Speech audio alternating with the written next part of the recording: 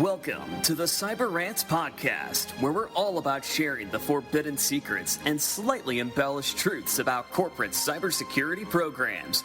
We're ranting, raving, and telling you the stuff that nobody talks about on their fancy website and trade show giveaways, all to help you protect your company from cyber criminals. And now, here's your hosts, Michael Rotondo, Zach Fuller, and Lauro Chavez. Welcome back to the Cyber Rants Podcast. This is your co-host, Zach Fuller, joined by Lauro Chavez and Michael Rotondo.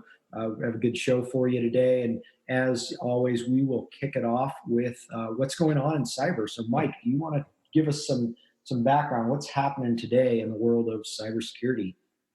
There's a lot of interesting things in the news today. We've all been hearing about the COVID tracking apps that several tech companies are pushing, and if you've gotten the latest Apple download, you've seen that they have an option for a COVID tracker in there. But what we have found, at least according to the news, is that 85% of COVID-19 tracking apps are actually leaking data. And that would include PI data and location data as well. So it's something to be concerned about. Obviously, mobile apps don't always have the necessary security in place to prevent data leakage. The other thing that we're finding is that with the amount of people that are working remotely, there's another news out there called free VPNs are bad for your privacy. And a lot of it is that there's ads in there, and it is they're doing data harvesting. So you're not as secure as you think you are using your free VPN. On the other side, the Secret Service is actually looking for outsiders to help boost financial cybercrimes probes. They're trying to get into the 21st century, and only 20 years too late, but they are working on getting into the 21st century and to expand their cybercrime probes and abilities and to try and leverage a partnership with the private market. The DO is releasing interim cybersecurity rules. This is a NIST publication that will be out for comment and then expected to go live sometime in October. There's also a new document out from NIST. It's a guide to help orgs recover from ransomware and data integrity attacks. It's actually a nice step-by-step guide, also available for download. We have another issue out there that identifying the largest risk in supply chain is supply chain weak security links for 92% of U.S. companies. So that's kind of a big deal. A threat to a more personal threat or a more applicable threat to small and medium businesses that fileless malware has become a crucial endpoint threat. It's circumventing many existing antivirus solutions. And in the other news, Iranian hackers are running rampant. Apparently, Iran has stepped up their cybersecurity game big and is actually a major player in this, attacking the United States in addition to China, Russia, and North Koreans and the usual players. Something that's really kind of critical, especially during the pandemic, is that a cyber attack hobbled a major hospital chain. Staff is now using paper records going back to the 80s. So that's going on. And the last thing is that the ransomware crisis is getting worse. Every day we're hearing about more and more ransomware issues, and this is becoming a big deal. And lastly, just going along with the election, depending on when you hear this, but there is actually a concern that DDoS attacks could hinder voting access information, not actual voting, but actually the process of providing the data to precincts and that sort of thing for voter information. So that's the headlines, and that's what's going on in the world today. All right, thanks for that, Mike. I appreciate it very much. Let's, give some updates on the weekly Sev 5s. By the graces of the powers of the universe, Microsoft is not on the list this week. I'm shocked. However, Oracle Enterprise Linux, if you're running Oracle Enterprise Linux, make sure you're looking for that. PostgreSQL update. There's a Sev 5 out there with remote code execution. Also, if you're running SUSE Enterprise Linux, you've got a Sev 5 update. Again, same type of remote code execution. FreeBSD is also suffering from a similar vulnerability within Samba. So again, if you're running Oracle, SUSE, or FreeBSD, get out there on the internet, find those latest patches for that Sev 5 security update and get those installed. Also, Drupal core, multiple vulnerabilities in that. So if you've got Drupal running, make sure you're also checking the sheets to find out what patches are available and get this patch installed for this Sev 5. And that that really concludes the Sub Fives of the week. Zach, I'll run it back over to you. Great. Thanks, Lauro. For the next few episodes, we'll be talking about different topics that are in the Cyber Rants book. And I think a great one to talk about right now, it's October, Cybersecurity Awareness Month. And really, it's all about building a security conscious culture. So we have a whole chapter and a lot more than a chapter that information flows throughout that book on that topic. But I think it's an important and timely thing for people to think about. Organizations right now are full bore into their planning for next year. What are they going to do? What are the cybersecurity initiatives? And naturally, we're having discussions with a lot of different companies, especially fast growth B2B tech companies, mid-market and emerging organizations that want to step up to the next level. And so we're talking about that. How do we get a security program in place? It's not just adopted from a technical standpoint, right? That's almost the easier part for most companies. It's really, how do we get buy-in from everybody? How do we get, from every layer of the organization? We need people to be involved in the cybersecurity process. So with that, of course, it starts with leadership, right? So what's the number one biggest failure that companies make when it comes to their cybersecurity? And what I would say is that the number one biggest failure companies make with their cybersecurity is failing to make a decision to actually put a formal cybersecurity program in place. Most people know they need to do it. They put it off and wait, okay, well, this is going to happen next year or the following year, whatever. And that's where I think, we're seeing the most people that, when we get calls about breaches, that's usually the case for those organizations, is that they didn't actually make a decision to put the security program in place. Any thoughts? Yeah, I got a lot of thoughts about that. I mean, you're right with leadership. I think that's the most important thing. So, you have to make a decision, right? So let's pretend that we've gotten past that part, right? So you've made the decision, you're going to put in cybersecurity program, and we need to create a security conscious culture. And I think that really the next step there is really going to come around, what type of program do you want to put in place, right? Is it something that you want to do once a year? Is it something that you feel that you want to integrate into operational processes throughout the year? But I think the next biggest challenge, aside from leadership, just, owning up to the fact that they have to budget for cybersecurity. That's something they have to do, right? Or they're going to be finding other jobs when they get breached. Beyond that, I think it's really holding the employees accountable for completing the training. If you're using a platform-based approach, if you're pulling everybody into a conference room with a PowerPoint presentation, I think that, with a sign-in log, I think that's perfectly acceptable too. Yeah, absolutely. I think there's a fine line there too, right? Because we have to hold people accountable, but we also can't run a security program based on fear and kind of run the show with an iron fist, right? You kind of have to. No, you want to incentivize. Absolutely not. Well, let me digress a moment. I think the iron fist approach will probably work. I mean, if you threaten people of getting fired because they don't take their security awareness training, that might work. Now, you're probably not going to rank on the number one place to work for businesses in the United States, but I'm sure it'll be effective. I think incentive-based programs work better. I think that if you get some your favorite local coffee place gift cards, or whatever, and you start giving those out to people who complete the training early or who complete the training with not having to retake it or whatever, they got 100% on some of the questions. I think that offers a incentive, and then kind of expanding that out into this whole security conscious culture, right? Because it doesn't end with cybersecurity awareness training. It's like great, okay, so you got trained. It's just like OSHA training. It's like, okay, we had your OSHA training. Now you got to look for OSHA related situations at your work, right? The same way you got to look for cybersecurity related situations at your work.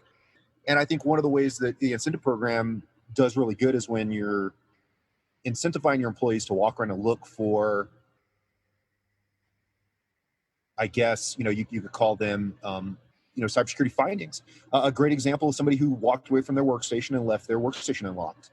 Okay, now, in the past it was accepted behavior to send emails to the boss saying that, you hate him, and you expect him to buy everybody kegs of beer, and it's haha funny thing, right? Unfortunately, now I don't think that's a good idea to do. But what is a good idea to do is to go up and do a Windows L, or something on that desktop to lock it, and then go report that to your security manager, and now you can get yourself a Starbucks gift card, or whatever, Black Rifle Coffee Company, whatever the coffee is that is surrounding the group of the place where you're at, right? Whatever your local coffee hub is. But I think that's a great example of a way to enforce that security conscious culture in a positive way, and instead of ruling with iron fist.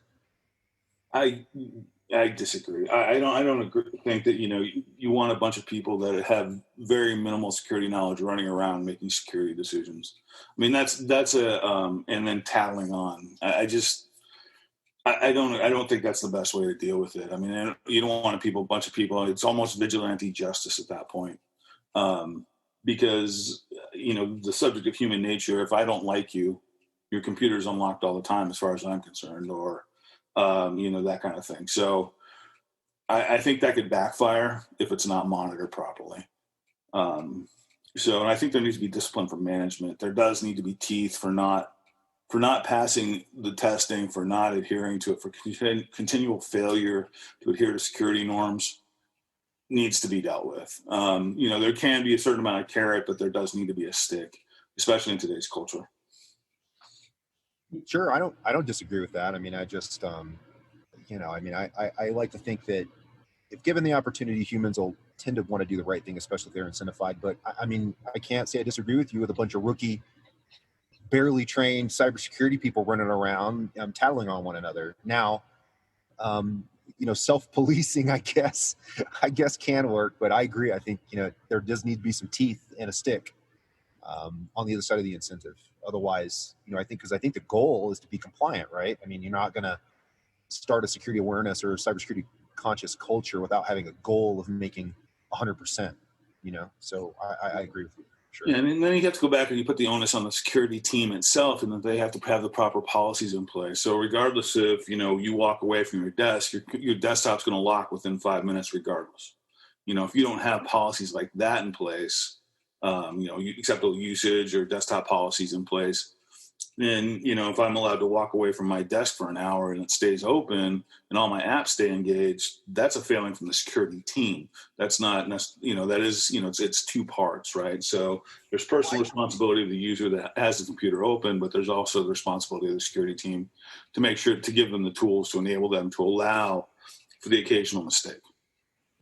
No, I agree. But there's always that one work environment, right, where you've got, I don't know what to call it, but you'll be a security engineer and you'll say, okay, we're going to lock the screens after 5 minutes of inactivity. Mm-hmm. And lo and behold, somebody will come and say that doesn't work for us. And somehow management says, set it to 20 minutes or set it to 30 minutes. Right. Or whatever the case may be, right? Yeah. Yeah. Where your best practice is now being overwritten by some form of, interdepartmental, hokey poke that's going on. Right. So, unfortunately, I think those are the cases where it'll work. But I mean, to kind of transcend the conversation out of the corporate environment, I mean, part of the training should be that the security conscious culture is that humans are security conscious even when they leave the work environment. And so how do you really ensure that they're knowledgeable when they're getting that call that, the cyber attacker saying, yeah, your social security has been compromised, and we need you to help us here to stop this leakage of your money from your social security account, right? I mean, I think that's another really important part of the security conscious culture, because I don't think that training should stop when you leave the place of employment. No, I agree. I mean, it makes it valuable to the end user if you give them something they can use at home. I think the moral story there is that the organization has to come to terms at some level of risk acceptance, and they have to be able to define that.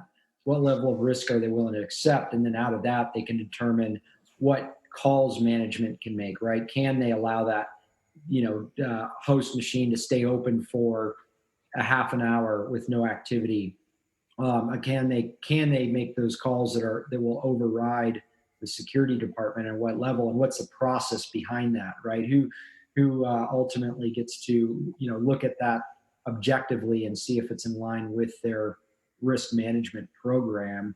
And then the other thing is that I think the lesson behind all this too is that it really depends, right? There is no right answer. There is no perfect way to build a security conscious culture, because every company culture is different.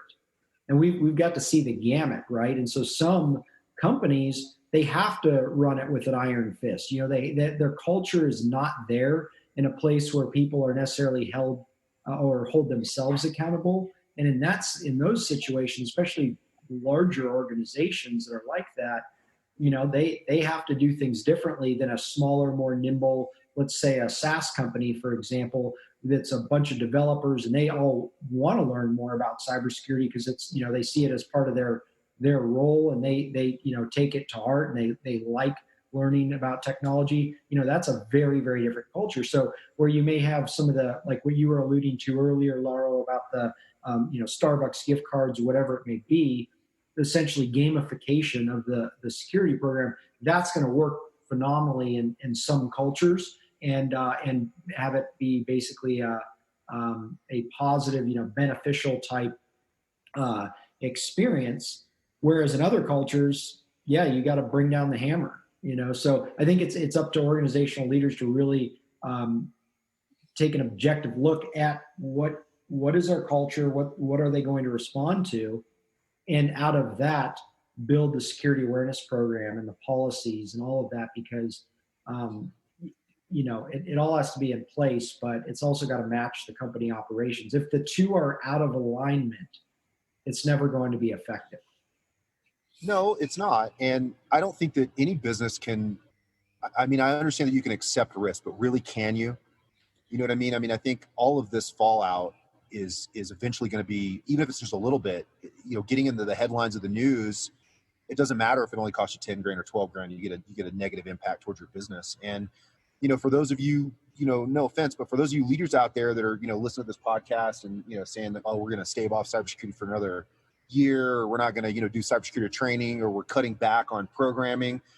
No one is going to shed a tear for you when you show up on the headlines. Not anyone. Very true. We're all going to chuckle. You know what I mean? We're all going to chuckle in the background like, you figured that was going to happen. You know what I mean? So, really you have a choice.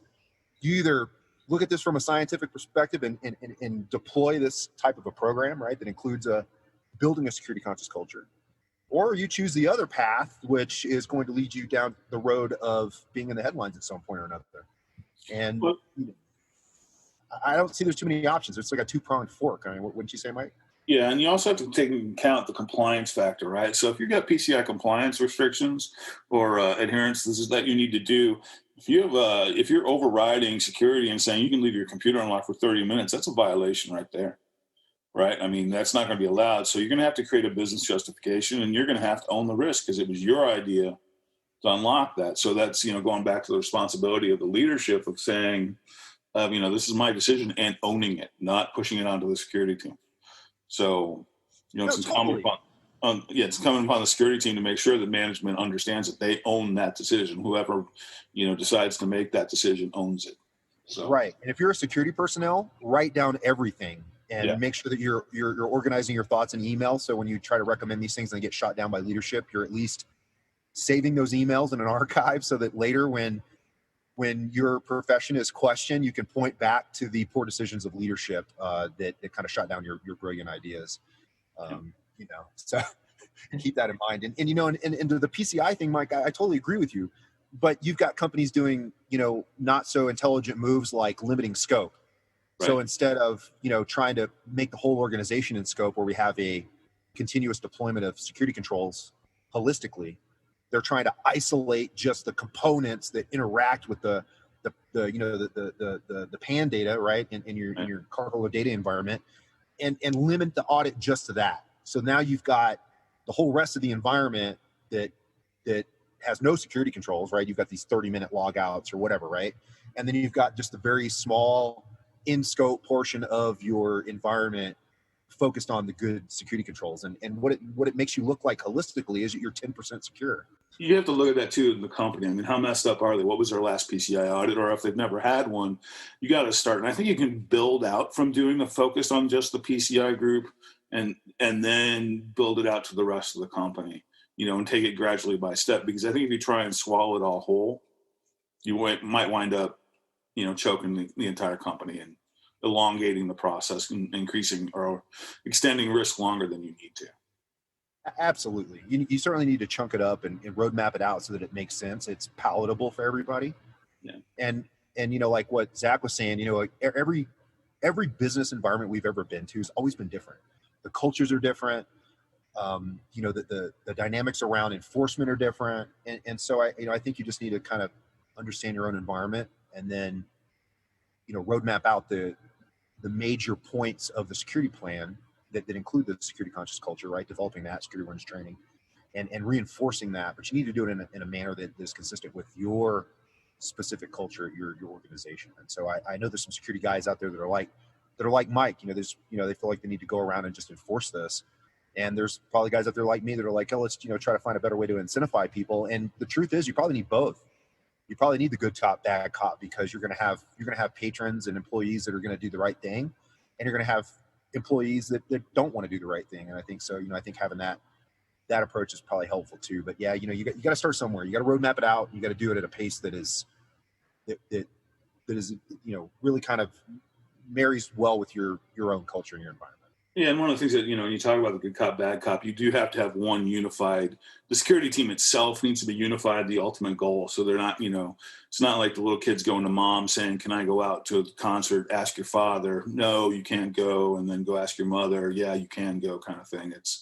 You got to make sure that, you have a unified plan structure, for the security team, where you can play that good cop, bad cop, and ultimately get the agreed upon goal that the security team is trying to get.